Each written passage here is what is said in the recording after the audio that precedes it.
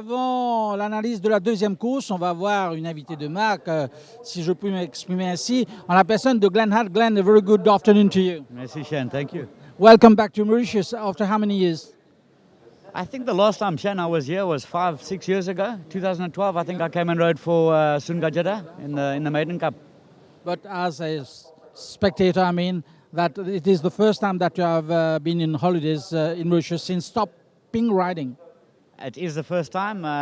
Eventually, I could say, okay, come, let's family come. I'm missing the island. I've got to come back. I've got to come back to say hello to all my friends, and I'm doing that today. So let it get it clear for our viewers. You've stopped riding, Glen. Shane, I had a problem with my hand, and they operated 2 operations, and they weren't successful. And it got to the point where the doctor said to me, if I carry on riding, I can be a danger to other people in races because I haven't got the same strength. So I had to stop. But you're missing it badly. Oh, I'm missing it so much. Just the thrill of winning races and just making people happy when you ride their horses and doing a good job.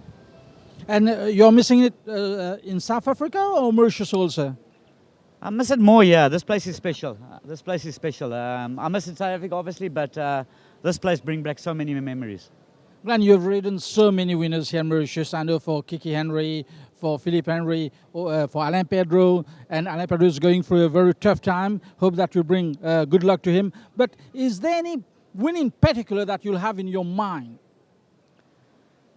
Shan, no. Look, there's so many. Obviously, winning the Maiden Cup the first time with Pinos for Kiki, and then on Ubusuku, and then for the Gajadas. In a long time they hadn't won the Maiden Cup, and I won it on Solo Symbol. So those days, obviously, but a couple of special horses for Alan too. That I'm trying to remember the horse's name, but he was a top horse. I think I won the Barbe Cup on him. But the whole place, anything, even the little maiden winners were very important too. So you've stopped riding, and do you intend to continue in racing, let's say, as a trainer? Hard to say, or no? No, definitely not a trainer. It's too hard. No, I want to relax. I've got my little children growing up, and I want to spend a lot of time with them.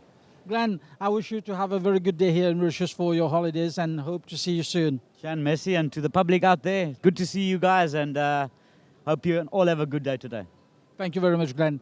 Alors, quant à nous, nous allons rejoindre le plateau pour l'analyse de la deuxième course où Kurundu est donné grand favori. Eh bien, en attendant le verdict des commissaires qui délibèrent actuellement sur la 4e course, nous accueillons Virginie qui est de l'île de la Réunion. Eh bien, elle représente la MTPA à l'île de la Réunion. Alors, si vous pourriez nous présenter, qu'est-ce que vous faites exactement? Donc, je m'appelle Virginie et je travaille dans une agence de communication à La Réunion qui s'appelle Zourit et qui représente la MTPA à La Réunion.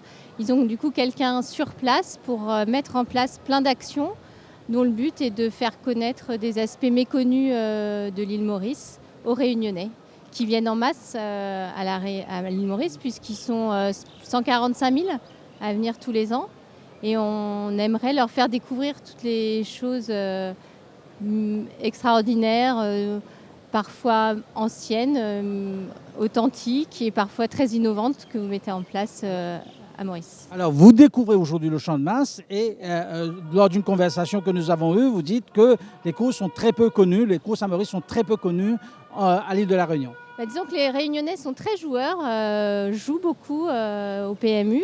Je crois qu'ils sont en moyenne, par rapport au nombre d'habitants, plus nombreux qu'en métropole à jouer et ils misent.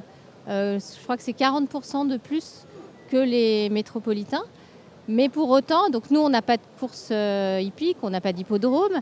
Et les Réunionnais ne savent pas qu'on peut venir au moins assister. Déjà, savoir qu'il y a un hippodrome, un champ de Mars ici, ils ne connaissent pas.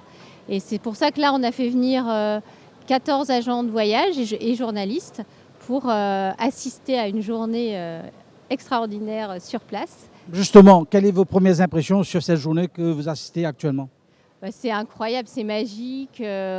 Tous, on découvre complètement cette ambiance, cette ferveur au moment de l'arrivée, les mécaniques aussi de Paris. Enfin voilà, c'est complètement nouveau.